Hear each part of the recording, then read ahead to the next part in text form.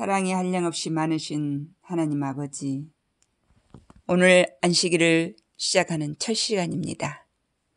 당연히 아버지의 성전을 찾아 예배드리는 게 맞지만 지금은 코로나19 유행으로 인하여 성전을 찾지 못하고 각처에서 예배드리고 있습니다.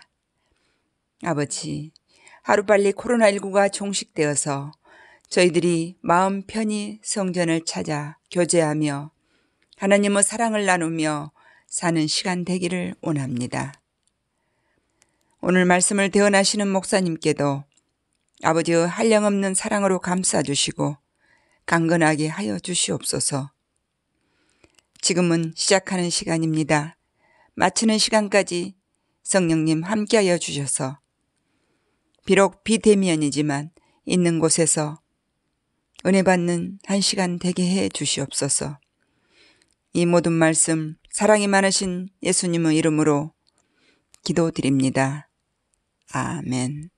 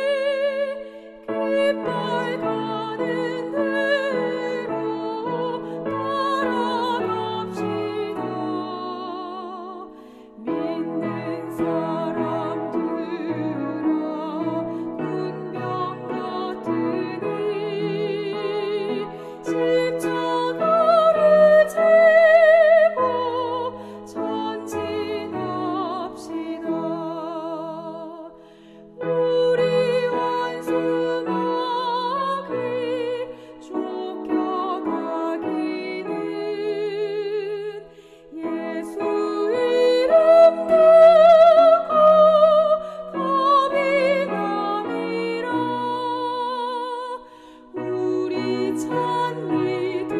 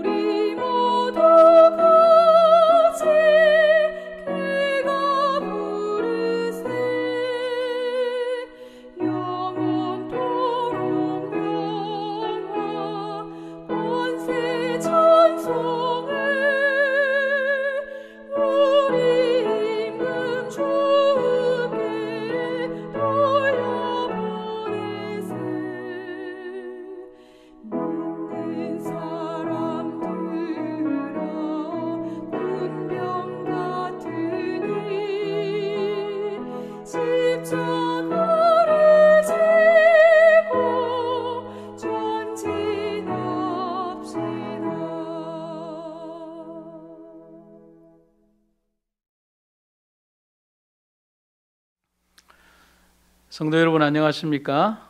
오늘 저녁에는 사도행전 제24장 고린도라는 제목으로 사도행전 18장 1절부터 18절까지의 내용을 함께 공부하고 연구해 보도록 하겠습니다. 먼저 사도행전 18장 1절부터 3절까지 있는 말씀을 쉬운 말 번역으로 낭독하겠습니다. 그 후 바울은 아테네를 떠나 고린도로 갔다. 거기서 본도 출신의 아굴라라는 유대인을 알게 되었다. 로마 황제 글라우디오가 유대인들에게 로마를 떠나라는 추망령을 내리자 그는 아내 브리스길라와 함께 얼마 전 이탈리아를 떠나 그곳 고린도에 와 있던 참이었다. 아굴라도 바울처럼 천막 만드는 일을 하고 있었으므로 바울은 그의 집에 묵으면서 함께 일했다. 아덴을 떠나 바울이 간 곳은 고린도였습니다. 고린도는 그리스도교 시대의 제1세기 동안에 헬라뿐 아니라 세계의 주요한 도시들 가운데 하나였습니다. 헬라인과 유대인과 로마인들과 각 나라에서 온 여행자들이 그 거리에 모여들어서 사업과 쾌락에 몰두했습니다. 로마 제국의 각 지방에서 쉽게 갈 수 있는 곳에 위치한 대상업의 중심지인 이곳은 하나님과 그분의 진리를 위하여 영적인 기념비를 세워야 되는 아주 특별하고 중요한 장소였습니다. 고린도에 대해서 한 두 가지를 생각을 해보면 그곳은 여행자의 왕래가 많은 곳이었고 도시 전체가 우상숭배에 빠져 있었는데 특별히 그들이 선호하고 즐거이 섬겼던 신은 비너스라고 하는 여신이었습니다. 그 부분에 대해서 사도행전의 글을 함께 보시겠습니다. 비너스는 그들이 총애하는 여신이었고 비너스 숭배는 풍기를 물랑케 하는 많은 의식과 예식들과 관련되어 있었다. 고린도인들은 그들의 부도덕한 행위로 인하여 이방인들 중에서까지도 소문나 있었다. 그들은 한순간의 쾌락과 환락 외에는 거의 아무것도 생각하거나 염려하지 않는 것처럼 보였다. 고린도에서는 바울이 아덴과는 다르게 복음을 전하는 장면을 우리가 보게 됩니다. 고린도에서는 다른 활동 계획을 따르기로 결정하였다. 그는 고린도인들 중에서는 정교한 논쟁이나 토론을 피하고 예수 그리스도와 그의 십자가에 못 박이신 것 외에는 아무것도 알지 아니하기로 결심하였다. 그는 지혜의 권하는 말로 하지 아니하고 다만 성령의 나타남과 능력으로 그들에게 전도하고자 하였다. 이렇게 기록이 되어 있습니다. 그래서 바울은 멸시와 조롱받던 십자가를 정면으로 내세우는 전공법 전략을 시행했습니다. 바울이 고린도의 헬라인들 앞에 소개한 예수님은 가난한 동네 출신의 한 이름 없는 유대인이었습니다. 자기 백성에게 거절을 당하시고 마침내 악인으로 십자가에 못 박히셨던 예수님의 그 모습입니다. 그래서 십자가는 그들에게 수치와 오욕과 또 명예롭지 못한 죽음을 나타내는 것이었지만 그로 인해서 그들에게 복음이 전달되는 것에 많은 장애가 있었지만 바울은 이 십자가의 복음을 그들에게 전함으로 하나님의 진실한 복음을 전하기를 원했습니다. 현 시대를 사는 군중들의 마음에는 갈바리의 십자가가 거룩한 추억에 쌓여 있다. 십자가의 장면은 거룩한 연상을 자아낸다. 그러나 바울 당시에는 십자가를 혐오와 공포의 느낌으로 바라보았다. 십자가에서 죽임을 당한 분을 인류의 구주로 높이는 일은 자연히 조롱과 반대를 초래할 것이었다. 그래서 바울은 이렇게 고린도전서 1장 23절에서 말합니다. 우리는 십자가에 못 박힌 그리스도를 전하니 유대인에게는 거리끼는 것이요 이방인에게는 미련한 것이라고 아주 솔직하게 인정하고 있습니다. 그러나 바울에게는 십자가가 최고의 흥미를 가진 주제였다라고 기록하고 있습니다. 고린도를 회상하는 그의 글에서 십자가의 도를 전하는 바울의 힘있는 모습을 화인 여사는 아주 감동적으로 기록을 해놓았습니다.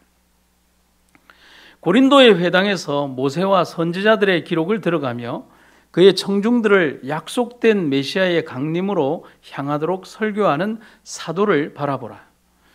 당신 자신의 생명을 희생하심으로 만민을 위하여 단번에 속죄하시고 그 후에 하늘 성소에서 봉사를 하셔야 했던 인류의 크신 대제사장이신 구주의 사업을 설명하는 바울의 말을 들어보라. 바울의 청중들은 그분의 강림을 갈망해 오던 메시아가 이미 오셨으며 그분의 돌아가심은 모든 희생 제물의 원형이었고 하늘 성소에서 행하시는 그분의 봉사는 그 그림자를 드리웠던 위대한 실물로서 유대의 제사장 직분의 봉사를 분명히 하였다는 사실을 이해하게 되었다. 유대인들에게 바울은 무엇보다도 메시아의 오심이 이스라엘 백성들에게 구원을 주시려고 그리스도께서 오셨다는 사실을 분명하게 보여주었습니다. 하지만 그들은 그리스도를 거절했고 예수님이 아닌 그리스도가 아닌 다른 지도자를 선택했습니다. 그래서 바울은 이렇게 호소했습니다. 회개만이 유대민족을 임박한 멸망에서 구원할 수 있다는 사실을 그의 청중들에게 간절히 호소하고자 노력했다고 기록이 되어 있습니다. 바울은 성령의 능력으로 자신의 기적적인 회심과 나사렛 예수 안에서 그처럼 완벽하게 성취된 구약 성경에 대한 그의 확신을 이야기했습니다. 자기 백성에게 거절을 당하시고 마침내 악인으로 십자가에 못 박히셨습니다. 그러한 살아있는 바울의 기별은 그들의 마음문을 두드렸지만 그들은 굳게 닫힌 그들의 마음문을 절대로 열지 않았습니다. 그러나 고린도의 유대인들은 사도가 그처럼 분명하게 제시한 증거에 눈을 감았으며 그의 호소에 귀 기울이기를 거절하였다. 그들로 그리스도를 거절하게 한 동일한 정신이 당신의 종에 대한 분노로 그들을 충만케 하였으므로 그가 계속 이방인들에게 복음 기회를 전할 수 있도록 하나님께서 그를 특별히 보호하지 않으셨다면 그들은 그의 생명을 빼앗았을 것이다. 성경의 장면을 한번 보시도록 하겠습니다. 그러던 중 실라와 디모데가 마게도니아에서 내려온 뒤로는 바울은 오직 말씀을 전하는 일에만 전념하여 유대인들에게 예수께서 그리스도 곧 메시아이심을 힘차게 증거했다. 그러나 유대인들은 바울에게 심하게 대들면서 욕설을 퍼부었고 심지어 예수를 모독하기까지 했다. 그러자 바울은 항의의 표시로 자기 옷에 먼지를 털면서 말했다. 여러분들이 심판을 받아 멸망을 당할지라도 그것은 당신들의 책임이지 나에게는 아무런 책임이 없어. 이제부터 나는 이방인들에게로 가서 복음을 전해야겠소. 그 후 바울은 회당을 떠나 회당 바로 옆에 있는 디도 유스도라는 사람의 집에서 지냈다. 그는 이방인이면서도 하나님을 공경하는 신실한 사람이었다.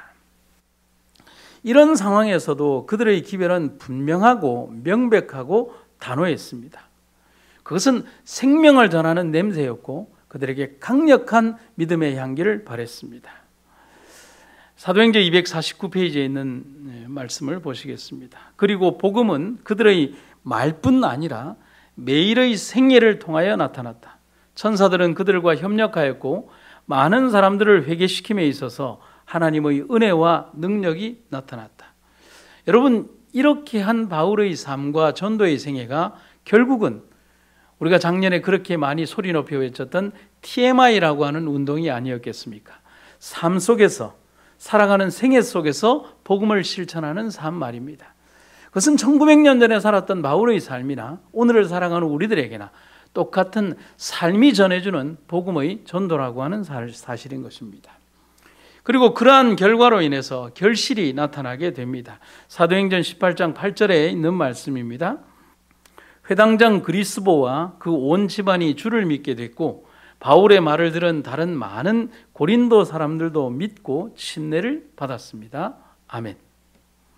이런 결과는 언제나 제자들에게 나타났던 적개심을 가졌던 유대인들을 더 자극하는 사건이 됩니다. 이제 그들의 증오심은 더 격렬해졌습니다. 그런데 그들이 분노한 더 큰 이유는 그들이 바울의 설교를 논박할 논증을 제시할 수 없었기 때문이었습니다. 그와 같은 증거의 부족에 대해서 그들이 할 수 있는 방법은 기만과 거짓말 그리고 악의적인 공격에 호소하는 것뿐이었습니다. 하지만 그들은 이러한 것을 너무나 잘합니다. 그리고 그렇게 잘 해왔습니다. 그들이 거기에서 보여준 사악한 행동들은 산전수전을 겪으며 지금까지 전도해왔던 바울을 낙담케 할 정도였다라고 증언의 말씀은 기록하고 있습니다. 한번 보실까요? 비록 바울은 고린도에서 어느 정도 성공을 거두었으나 그 부패한 도시에서 그가 보고 들은 사악함은 그를 거의 낙담케 하였다. 그가 이방인 중에서 목격한 부패와 유대인에게서 받은 멸시와 모욕은 그에게 큰 정신적 고통을 일으켰다. 그는 거기서 만난 인물을 통해 교회를 세우려고 했던 지혜를 의심하였다. 바울의 심적 고통과 충격이 얼마나 컸나를 보여주는 하나의 장면입니다. 오죽했으면 그가 고린도를 떠나고 싶다는 생각을 했을까요? 그때 하나님은 낙담한 바울에게 나타나셔서 이런 말씀을 해 주십니다. 어느 날 밤 주께서 환상 가운데 바울에게 나타나 말씀하셨다. 바울아, 두려워하지 마라. 너는 침묵하지도 말고 계속해서 말해라. 내가 너와 함께 있으니 아무도 너를 해치지 못할 것이다. 이 도시에는 나의 백성 될 사람이 많다. 그래서 바울은 1년 6개월 동안 고린도에 머물면서 부지런히 하나님의 말씀을 전하고 가르쳤다. 힘과 용기를 얻은 바울은 열심과 인내로서 거기에서 열심히 계속 일했습니다. 그런데 여러분, 우리가 바울의 이러한 고린도의 사역을 보면서 한 몇 가지를 생각해 볼 문제가 있습니다. 그것은 바울이 한 바울 선교의 다양성이라는 사실입니다. 바울은 고린도에서 설교에만 집중하는 선교를 하지 않았습니다. 왜냐하면 그 방법만으로는 접촉할 수 없는 다양한 부류의 많은 사람들이 있었기 때문입니다. 그 몇 가지를 보면 여기에 세 가지가 있습니다. 첫 번째는 집집 방문을 했습니다. 바울은 가가호고를 방문하고 사람들을 만났다라고 기록이 되어 있습니다. 두 번째는 구역 모임을 했습니다. 가정에서 친밀히 교제하는 기회를 이용해서 사람들에게 복음을 전달했습니다. 그리고 세 번째는 환자 방문을 했습니다. 병자와 슬퍼하는 사람들을 방문하고 위로하고 격려하는 일을 했다고 했습니다. 하지만 이런 방문 중에서도 바울은 굉장히 조심했던 부분이 있었습니다. 그것은 오늘날 현대의 설교가들이나 전도인들 그리고 그리스도인들에게 굉장히 중요한 생각이자 지적이 아닐 수 없습니다. 사도행적 250페이지에 있는 문장인데 여러분 한번 보시겠습니다. 그의 가르침이 하나님보다도 인간에 대한 감명을 자아내게 하지나 않을까 하고 두려워하였다. 여러분, 이 말씀은 굉장히 중요한 교훈을 주고 있습니다. 이러한 부분에 대해서 바울이 후일에 기록한 그의 글에서 그의 마음을 정확하게 볼 수가 있습니다. 고린도전서 2장 6절부터 13절에 있는 부분에서 마지막 13절의 부분을 제가 읽겠습니다. 우리가 이렇게 말하는 것은 사람의 지혜가 가르쳐준 말로서 하는 것이 아니라 성령께서 가르쳐주신 말로서 하는 것입니다. 곧 신령한 진리를 신령한 말로 설명하고 있는 것입니다. 여기에 뭐라고 되어 있습니까? 사람의 지혜가 가르쳐준 말이 아니라 성령께서 가르쳐주신 말로 하는 것이다 라고 말하고 있습니다. 바울은 자신의 능력이 자신에게서 나오지 않고 성령의 임재에 있다는 사실을 알았고 그렇게 전했으며 또 성령의 기별에 대하여 정말 겸손한 마음으로 자신은 감추고 하나님의 기별을 전했습니다. 예수님의 생명이 우리 몸에서 나타나도록 하기 위해 항상 예수의 죽으심을 우리 몸에 짊어지고 다닙니다고 그는 고백을 합니다. 그는 항상 이런 자세와 마음으로 기별을 전했습니다. 이것은 바울에게만 있는 겸손과 교훈이 되어서는 안 됩니다. 오늘 우리의 설교자들, 전도인들, 현대의 모든 그리스도인들이 가져야 되는 정신과 교훈이 아닐 수 없습니다. 그뿐 아니라 바울은 항상 말하기를 자신이 항상 예수의 흔적을 지녔다라고 말해주고 있습니다. 그래서 그의 가르침은 언제나 항상 오직 그리스도만이 중심이 되셨습니다. 그리고 항상 그는 이렇게 선포했습니다. 내가 산 것이 아니요 오직 내 안에 그리스도께서 사신 것이다. 그래서 바울의 삶은 언제나 자신은 감추어지고 그리스도께서 나타나셔서 높임을 받으셨습니다. 여러분, 사랑하는 여러분, 바울의 생애를 통해서 우리는 웅변가적인 바울의 모습만 혹은 열성으로 일하는 바울의 모습만 보는 것이 아니라 정말 겸손히 하나님의 복음에 대하여 올바로 서 있는 그의 신앙적인 모습의 바울을 보게 되는 여러분과 제가 되기를 간절히 바랍니다.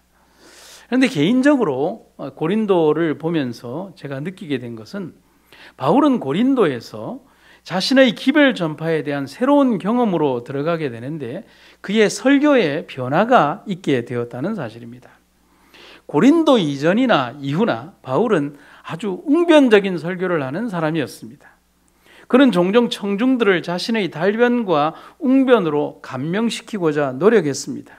물론 그의 이러한 방법이 효과가 없었던 것은 아닙니다. 하지만 사도행전 252페이지에서 이렇게 기록을 합니다.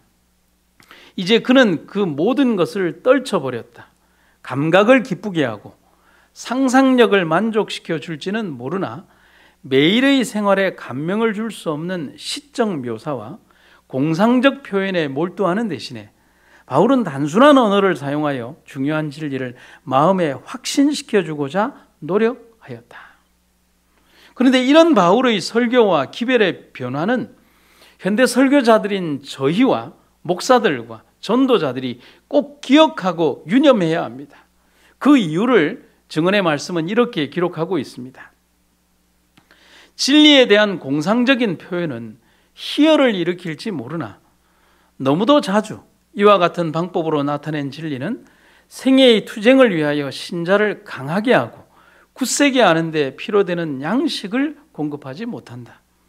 투쟁하는 영혼들의 직접적인 필요, 곧 당면한 시련들은 그리스도교의 근본적인 원칙들에 나타난 건전하고 실제적인 교훈과 접촉해야 한다. 사랑하는 성도 여러분, 말씀이 중심이 된 기별이 되어야 한다는 사실입니다. 세상의 온갖 지식들을 이렇게 여러 개의 포트폴리오 형식으로 붙이고 넓혀서 하는 그런 설교의 내용들이 아니라 오직 그리스도가 드러나고 자신은 감추어진 그런 말씀과 기별이 우리 설교자들의 기별이 되어야 하며 우리 전도인들의 기별이 되어야 한다는 사실을 말해주고 있는 것입니다.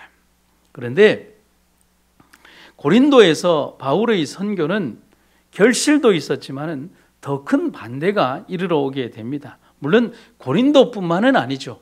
바울이 선교했던 모든 지역에서 이런 결과들이 이르러 오게 됩니다. 많은 사람들이 우상 숭배를 버렸고 살아계신 하나님을 섬겼고 큰 교회가 그리스도의 깃발 아래 등록이 되는 성과가 이르러 왔습니다. 어떤 사람들은 가장 타락한 이방인들 중에서 구원을 얻어서 사람들에게 큰 충격과 빛이 되기도 했습니다. 하지만 사도행전 252페에 있는 말씀처럼 성공은 믿지 않은 유대인들로 하여금 더욱 단호한 반대를 일으키게 하였다라고 기록이 되어 있습니다. 사도행전 18장 12절에 유대인들은 한 패가 되어 일제히 들고 일어나 바울을 붙잡아 법정으로 끌고 갔습니다. 그리고 유대인들은 이 사람은 율법을 어기면서 하나님을 섬기라고 설득하고 있다라고 말하면서 바울을 고소했습니다. 그들은 흥분했습니다. 그런데 그들이 그렇게 로마의 법에 호소한 이유는 그 당시 유대 종교가 로마 권력의 보호하에 있었기 때문에 만일 그들이 그들의 종교의 법을 범한다는 비난을 그에게 씌울 수만 있다면 바울은 신문과 선고를 받기 위해서 자신들에게 넘겨지리라고 생각했습니다. 그렇게 그를 죽이려는 목적을 그들은 사악하게 달성하고자 했습니다. 그러나 총독 갈리오는 성실한 사람이었고 질투하고 음모를 꾸미는 유대인들에게 속는 사람이 되기를 거절했습니다.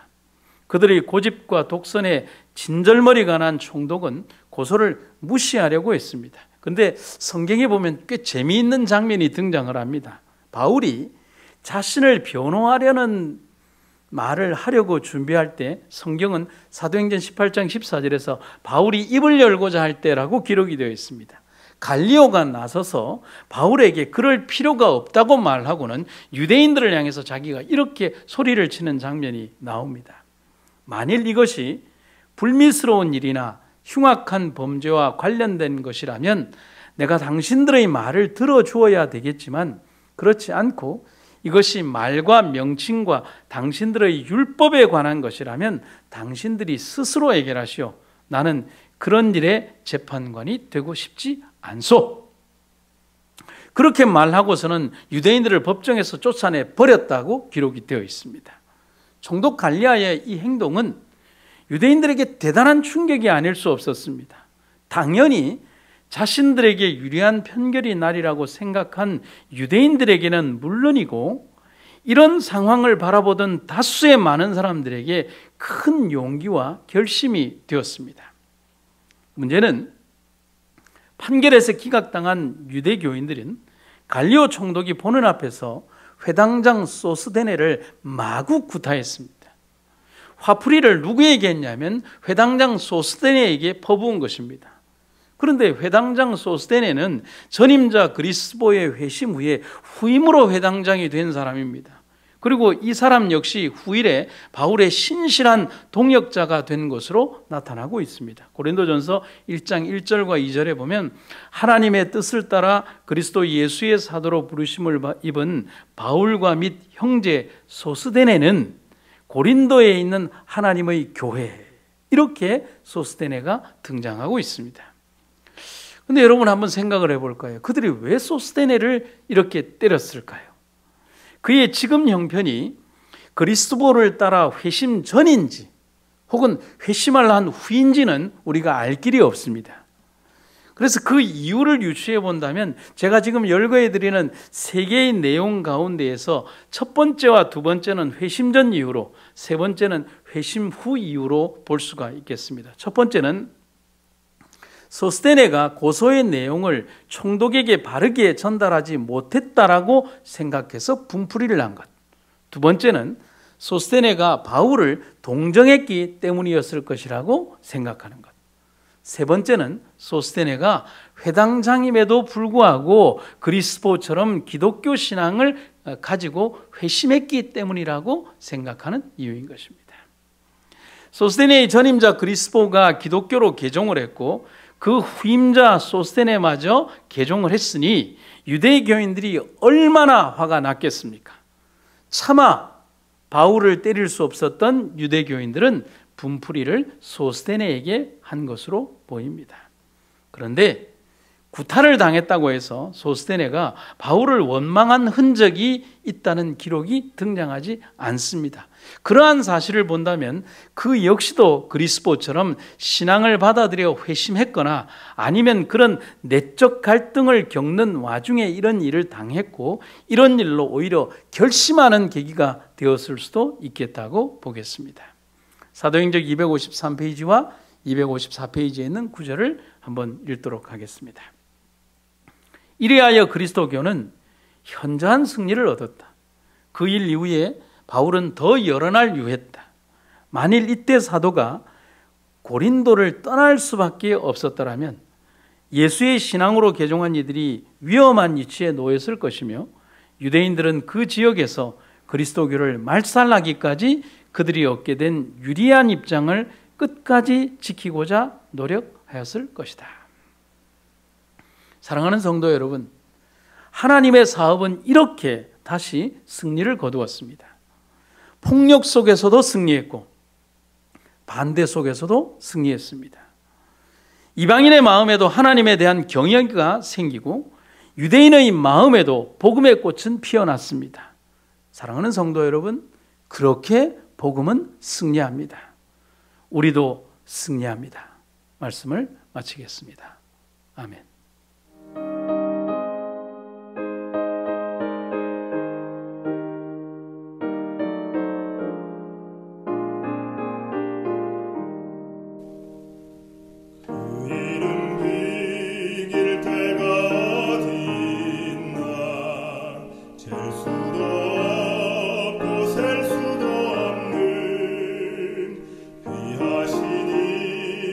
놀라우신 이름